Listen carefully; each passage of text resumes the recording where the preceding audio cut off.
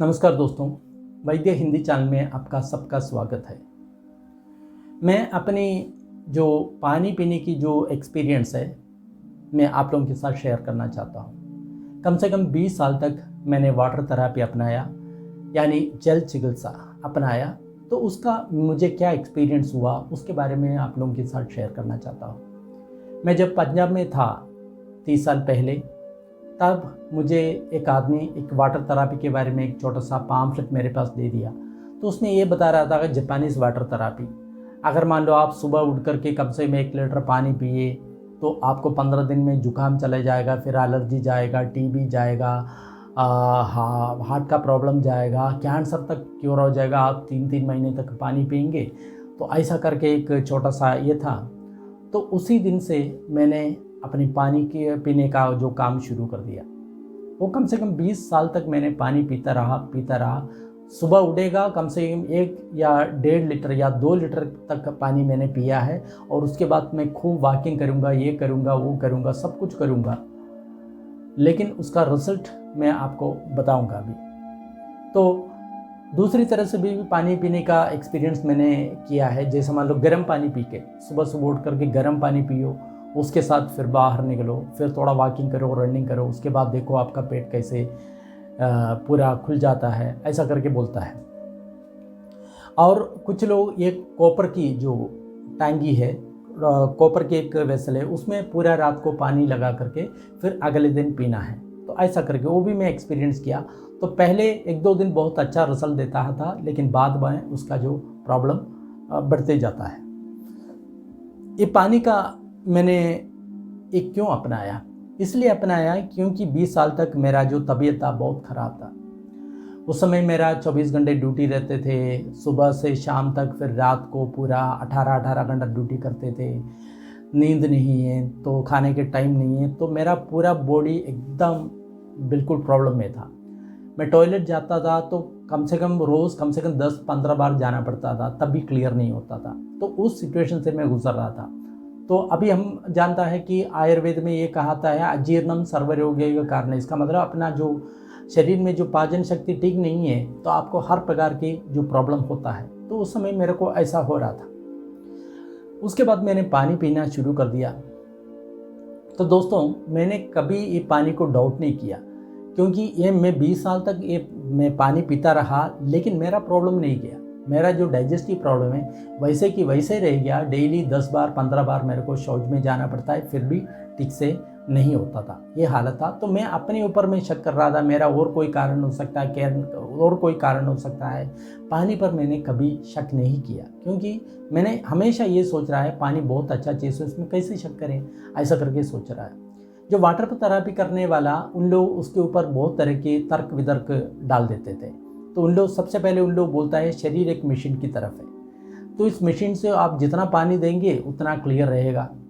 और दूसरा उन लोग ये बोलता है कि आपका शरीर में गंदगी जमा हुआ है, ये सारा प्रॉब्लम है, ये गंदगी को निकाल दो तो सारा ठीक हो जाएगा। जैसे आप बाहर का एक बर्तन, गंदगी भरा बर्तन है, उसमें पानी लगा करके आप साफ़ करते हो तो वो बर्तन साफ़ हो जाता है। ऐसे ही आप अपने शरीर के पानी से साफ़ करना चाहिए, वो उन लोग का एक ये वाला है।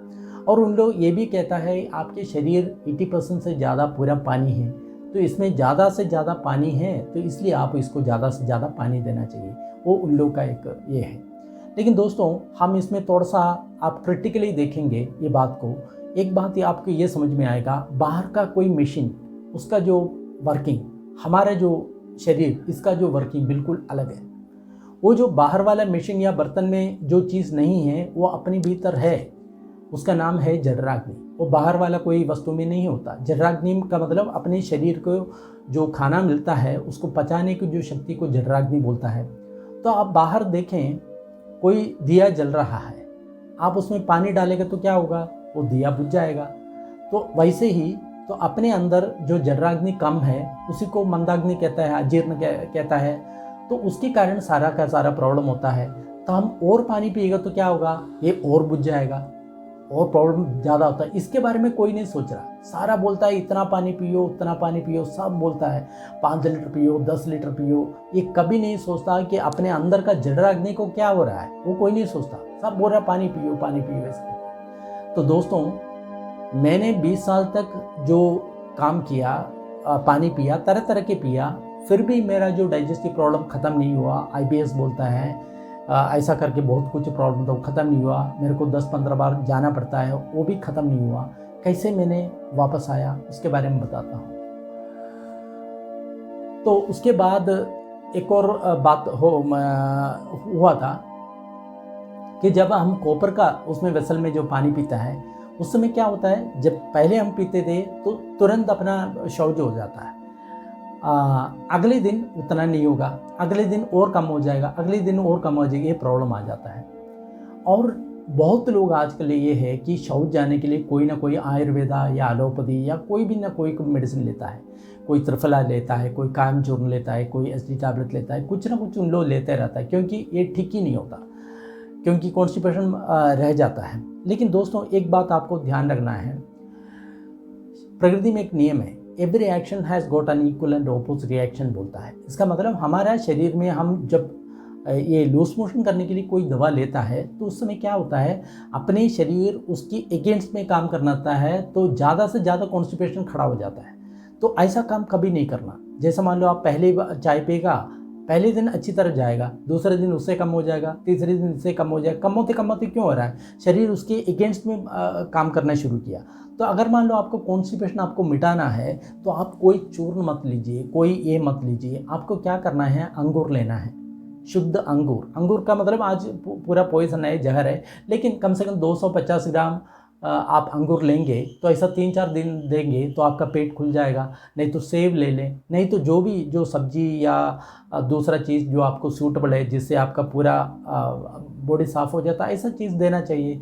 तो उससे हम अपने कॉन्स्टिपेशन से बाहर निकल सकता है। तो ऐसा करके आपको ऐसा कॉन्स्टिपेशन से बाहर निकलने के लिए काम करना चाहिए। और एक कॉन्स्टिपेशन क्यों होता है, इसलिए होता है अपने शरीर में जो 5 प्राण रहता है, प्राण, अपान, व्यान, ऐसा करके, तो हमारा जो शरीर में जो ये गंदगी बाहर निकलने की जो काम है, मूत्र है, पुरुष है और आर्तव है, सबको बाहर निकालने का काम अपान वायु का है। जब ये अपान वायु का वैषम्य आ जाता है तब कॉन्स्टिपेशन हो जाता है। तो हम सुबह हमारा पेट खाली रहेगा तब ये अपान वायु ठीक से काम करेगा।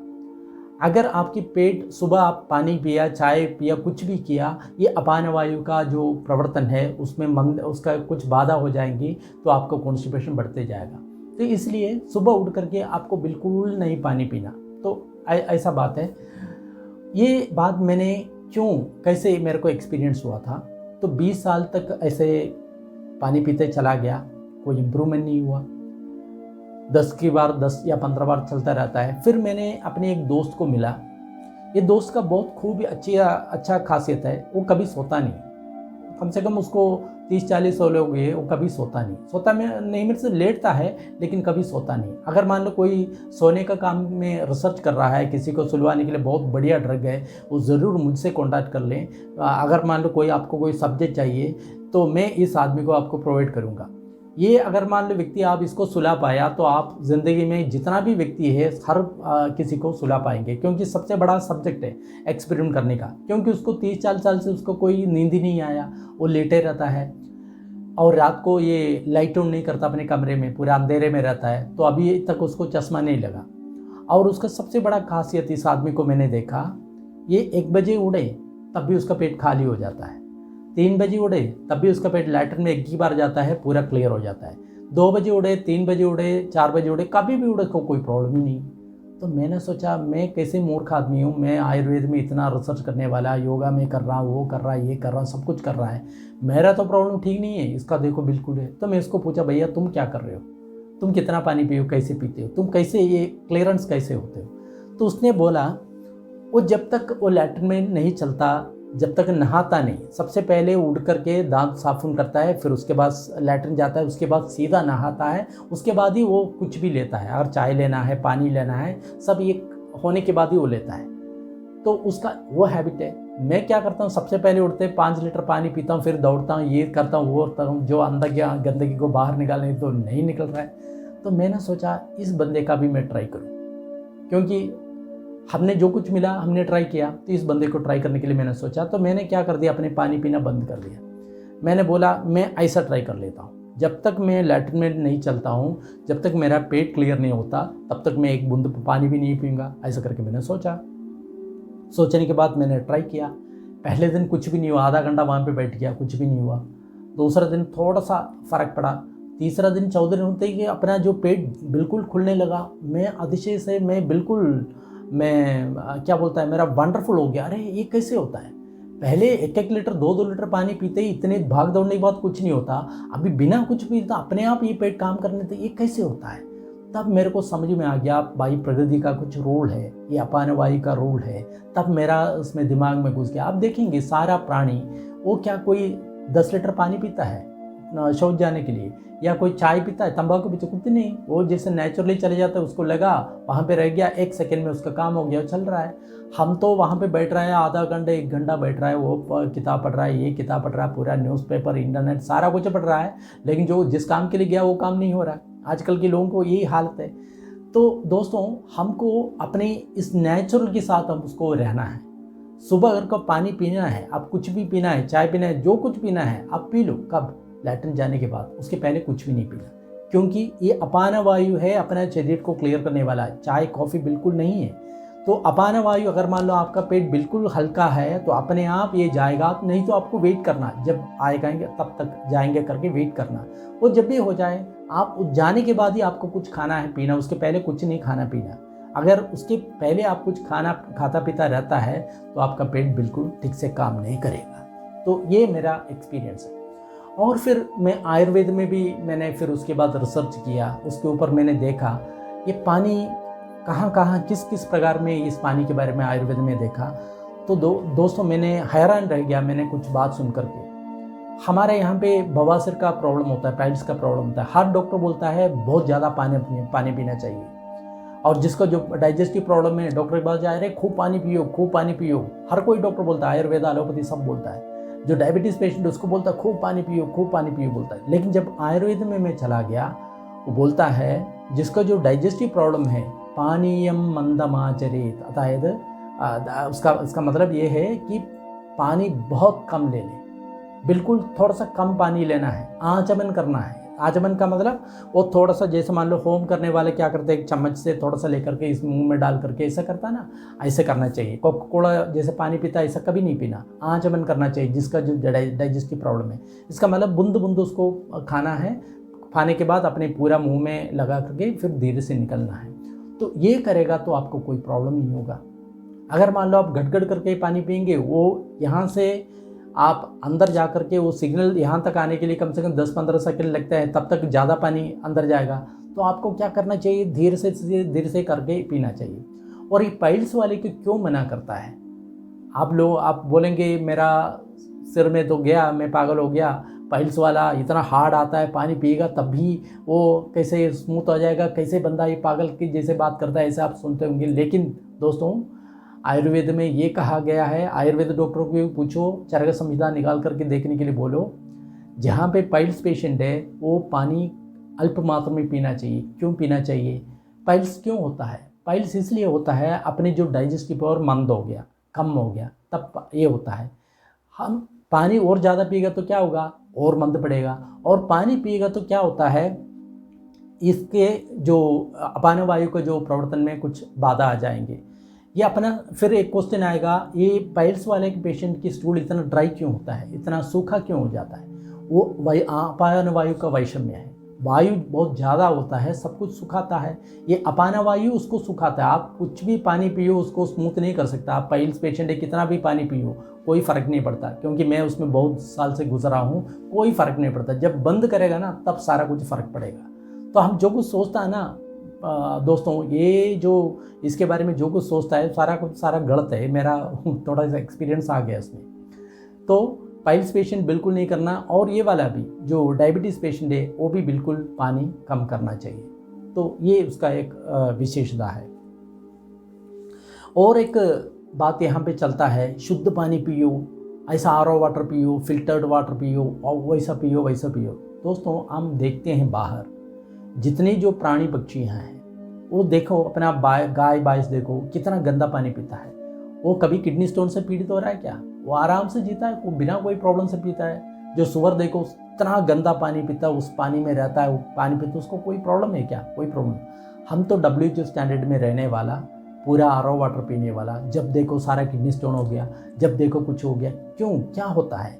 एक्चुअली दोस्तों ये किडनी स्टोन अपनी पानी से नहीं आता। लोग यहाँ पे कंपनी से आता है, कोई इलेक्ट्रिक प्लेट लेता है, उसमें थोड़ा पानी लगा के सुखा के वो ड्राई कुछ मटेरियल पड़ता है ना, देखो इतना सारा सेडिमेंट है, ये तुम्हारा अंदर जाएगा तो क्या होगा, ऐसा ऐसे करके बोलता है।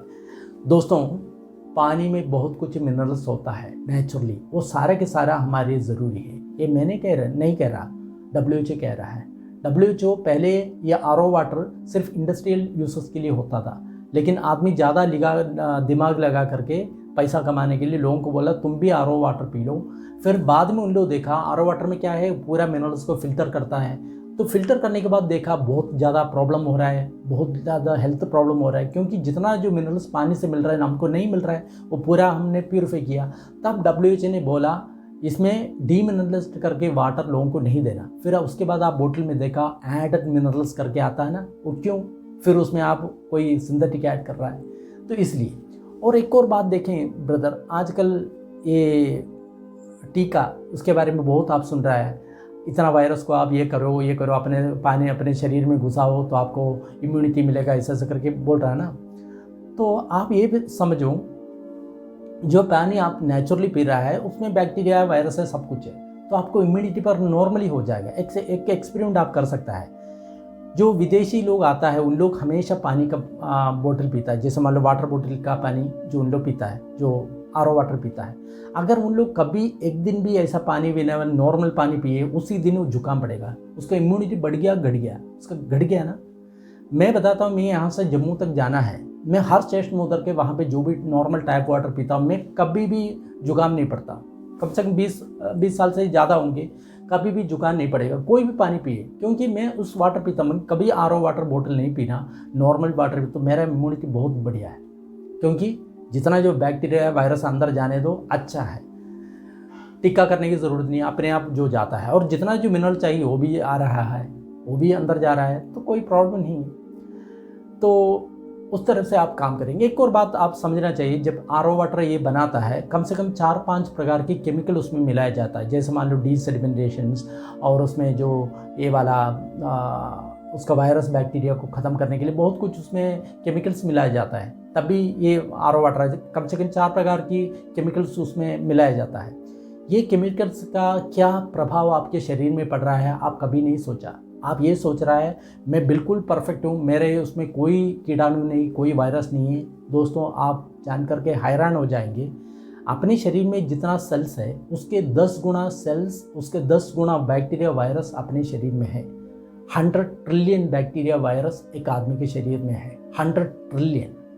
टोटल लोग में 750 करोड़ जनता ही है, लेकिन वायरस और बैक्टीरिया 100 ट्रिलियन से, हमारा जितना कोश है उसके 10 गुना।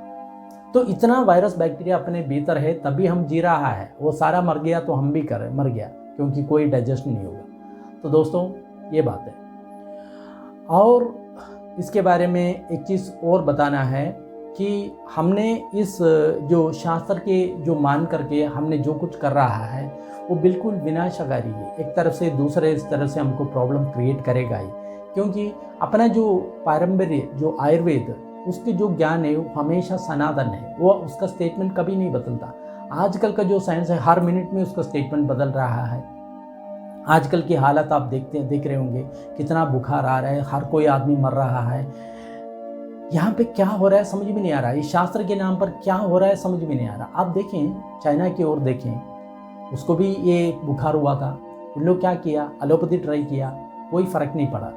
उसके बाद उन लोग क्या किया, उसके बाद उन लोग चाइनीज़ ट्रेडिशनल मेडिसिन इस्तेमाल किया, तो उसने उन लोग बोला 92% सक्सेस रेट है। आजकल वो बुखार वहाँ पे है ही नहीं, क्योंकि गवर्नमेंट कंपलसरी कर दिया हर किसी को चाइनीज़ मेडिसिन लेना चाहिए, क्योंकि वहाँ का प्रेसिडेंट है, उसका बहुत बड़ा फ़ैन है, उसका बहुत बड़ा शौकीन है इस चाइनीज़ मेडिसिन से, और उसकी जो अपनी ट्रेडिशनल मेडिसिन है। तो उन लोग क्यों WHO पर आधार करे, और दूसरा जो एलोपैथी, WHO और दूसरा एलोपैथी बहुत विरुद्ध किए, लेकिन वो नहीं माना। उसने बोला हमारा जो ट्रीटमेंट चाइनीज़ रेमेडी है, उन लोग उसका इस्तेमाल किया, पूरा ठीक हो गया। और अपना इंडिया में 5000 साल पुराना अपना आयुर्वेद है, इतना बढ़िया हेल्थ साइंस है। हर कोई बीमारी अगर उसका 92% है, इसका 100% के आसपास है, इसका जो सक्सेस रेट इतनी फुल प्रूफ है। क्योंकि आप एक बात देखेंगे, मैं क्यों ऐसा बोल रहा हूँ, 100% क्यों बोल रहा हूँ, मैं बता रहा हूँ। ये आयुर्वेद आकर के यहाँ पे 5000 साल हो गए, इसमें एक भी फॉर्मूला अभी तक कोई बैन किया है, उसमें कोई साइड इफेक्ट निकला है? नहीं निकला। दशमूल अरिष्ट क्या साइड इफेक्ट हो सकता है उसमें? कोई भी साइड इफेक्ट नहीं है। वो 5000 साल पहले था, अभी भी ऐसा रहेगा, और 5 साल उसका कोई साइड इफेक्ट नहीं, कोई कभी बैन नहीं होगा। लेकिन आप देखेंगे एलोपैथी में देखेंगे हर साल कितनी मेडिसिन बैन हो रहा है, कितनी मेडिसिन बैन हो रहा है। क्योंकि सारा क्लिनिकल ट्रायल करके जो मेडिसिन आया, सब कुछ ये करके आया, एक साल में 6000 जो मेडिसिन ये कर दिया, और उसके बाद जो बाहर आया फिर देख रहे हो उसको, ये बुखार की लेकर के कितनी स्टेटमेंट आया और कितनी बदले। आयुर्वेद कभी नहीं बदला। तो दोस्तों, आयुर्वेद का जो ये वाला है अपना ले। अगर मान लो अपना जो भारत है आयुर्वेद को नेशनल मेडिसिन सिस्टम घोषित करेंगे, फिर बोलेंगे हम अपने भारत ये पूरा आयुर्वेद को हम पूरा इम्पोर्टेंस दे रहे हैं, हम कोई किसी का नहीं सुनता, क्योंकि अपना आयुर्वेद का मान लो विश्वास करेंगे, आज जो संकट आया वो नहीं होता, बिल्कुल ख़त्म हो जाता। हर पॉलिटिशियंस, हर भारतीय आयुर्वेद पर विश्वास करेगा, कोई प्रॉब्लम नहीं होता। लेकिन कोई विश्वास नहीं करते, तो आजकल हर मिलकर के जो भोग रहा है, तो हम क्या कर सकता है। तो विषय पानी का था, मैं थोड़ा सा उलझ करके यहाँ पे आया। तो दोस्तों, ये बता रहा था, जो साइंस के नाम पर जो कुछ आ रहा है उसमें आंख बंद करके यकीन मत करिए, अपनी इंटेलिजेंस को थोड़ा यूज़ करिए और थोड़ा सा रिसर्च कर लिए, तो आप इसके बारे में आपको समझ में आएगा। तो जो 4-5 लीटर करके पानी पीना करके जो आता है, एक मिथ है, उसको ब्लाइंडली आप कभी फॉलो मत करना, कभी भी उसको फॉलो नहीं करना। आपका शरीर निरोगी रहना है, आपका डाइजेस्टिव पावर ठीक होना चाहिए। सारा गंदगी को कौन रिमूव करता है? डाइजेस्टिव फायर ही रिमूव करता है। अगर मान लो आपका शरीर स्वस्थ है, तो उस जितना भी गंदगी बाहर है अंदर है, वो पूरा का पूरा बाहर निकाल देगा। शरीर अपने आप खुद निकाल देगा, आपको कुछ करने की ज़रूरत नहीं। लेकिन शरीर में उतना वाइटलिटी नहीं है, पावर नहीं है, तो क्या है, सारा गंदगी अंदर रहेगा। आप कितना भी पानी पिए और ज़्यादा गंदगी अंदर रहेगी, क्योंकि वो पानी को भी निकालने के लिए शक्ति नहीं है आपका। ये भी आपको एक बात याद रखना है। और एक और बात आप सोचना है कि पानी ज़्यादा पिए हो तो ये कृमि बैक्टीरिया वायरस ज़्यादा होगा कम होगा, ये भी सोचने की विषय है। आप देखो बारिश के समय देखो, चारों ओर देखो, कितना कृमियाँ वहाँ पे पैदा होता है, मेंढक पैदा होता है, क्रैब पैदा होता है, कितनी जीव जंतु वहाँ पे पैदा होता है। समर में देखो वहाँ पे कुछ भी पैदा नहीं हो, सारा खत्म, कोई पैदा नहीं होता। ऐसे ही दोस्तों, हमारे शरीर में एक्सेस पानी रह जाता है, सारा बैक्टीरिया वायरस भी अपने शरीर में हो जाता है। वहाँ पे पानी बिल्कुल नहीं है, तो वहाँ पे इतना वायरस पानी भी नहीं होता। तो दोस्तों, एक्सेस पानी हमेशा नुकसानदायक है, यही मैं कहना चाहता हूँ। और आपको जो पानी पीना है, नॉर्मल टैप वाटर पीना है, और उसमें जितना भी मिनरल्स है आपके लिए बहुत एसेंशियल है। आप पहले थोड़ा बीमार हो जाएंगे, बाद में कभी बीमार नहीं हो जाएंगे। बहुत लोग हैं जो आरओ वाटर, जो बॉटल वाटर नहीं पीते, मैं कभी नहीं पिएंगे, क्योंकि वो जब भी मेरे को पिया मेरे को प्रॉब्लम हुआ। मैं जो नॉर्मल वाटर में मैं बिल्कुल फिट हूँ। कोई भी जगह का, इंडिया का कहीं भी जाए वो वाटर मेरे को सूट होता है, क्योंकि मेरा इम्यूनिटी पावर इतना बढ़िया है, क्योंकि मैं इसमें विश्वास नहीं करता। तो इसलिए कभी भी ऐसा चीज़ को आप अपनाना नहीं है, नॉर्मल वाटर पीना है। एक और बात आपको ध्यान रखना चाहिए, कभी भी आइस वाटर बिल्कुल नहीं पीना चाहिए आपको। क्यों? आइस वाटर जैसे पिएगा वो बिल्कुल ठंडा है, अंदर जाकर के आपका टेम्परेचर को और ख़त्म करेगा। फिर उसको डाइजेस्ट करने के लिए आपका शरीर को और ज़्यादा एनर्जी चाहिए, तो उससे आपका जो शरीर में गैस बन जाएगी, आपका प्रॉब्लम रह जाएगा। कभी भी आइस वाटर बिल्कुल मत पिए। कितना भी गर्मी है, आप एक काम कर सकते हैं, मटके में जो लगा हुआ पानी वो आप पी सकता है। वो नॉर्मल जो पानी रहता है आपके लिए घातक नहीं है। लेकिन आप ऐसा पानी पिएंगे, जो फ्रिज वाटर पिएंगे, चिल्ड वाटर पिएंगे, आपके लिए बहुत नुकसान करेगी। और एक और बात इसमें मैं कहना चाहता हूँ, हर कोई का, एक आदमी का ये हैबिट है, खाना खाने के बाद तुरंत पानी पीता है, कभी नहीं पीना। आयुर्वेद में ये कहता है भोजनांदम विषमवारी, भोजनांदे विषमवारी। इसका मतलब जो भोजन खाने के बाद अगर मान लो पानी हम पिएंगे, वो विष की तरफ एक्ट करेगा। क्यों? हम भोजन किया, उसके बाद अगर मान लो पानी पिएंगे, तो डाइजेस्ट होने से पहले ये पूरा अंदर जाएंगे, तो फिर वो डाइजेस्टिव पावर भी नहीं होगा, तो हमारे शरीर में सप्त धातु बनने के बजाय वहाँ पे विष पैदा होगा, आम पैदा होगा, तो सारा रोग वहाँ पे हो जाएगा।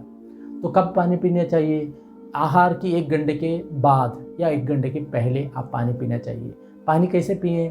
थोड़ा सा सिप सिप करके आपको पीना चाहिए। जब आपको भूख लगता है तब पानी पीना चाहिए, भूख नहीं लगता बिल्कुल पानी नहीं पीना चाहिए। जैसे आपको भूख लगता है तब भी खाना खाना चाहिए, नहीं लगता कभी नहीं खाना खाना चाहिए। ये अगर मान लो एक ही एडवाइस अगर मान लो आप अपने मन में रखेंगे, ज़िंदगी भर बीमार होने की कोई चांस नहीं। तो दोस्तों, पानी के बारे में इतना ही मेरे को बताना है। मेरा जो एक्सपीरियंस है, 20 साल लगा इसको सीखने में, तो आपको मैं मुफ्त में दे रहा हूँ। आपको इतनी झंझट करने की ज़रूरत नहीं। आप इसको थोड़ा फॉलो करेंगे, आपको फ़ायदा होंगे। आप इसके बारे में प्रैक्टिकली सोचें तो आपको बहुत ज़्यादा फ़ायदा होंगे। तो आजकल वीडियो इतना ही दोस्तों, और एक वीडियो लेकर के आपके साथ और आऊँगा मैं। तब तक के लिए नमस्कार।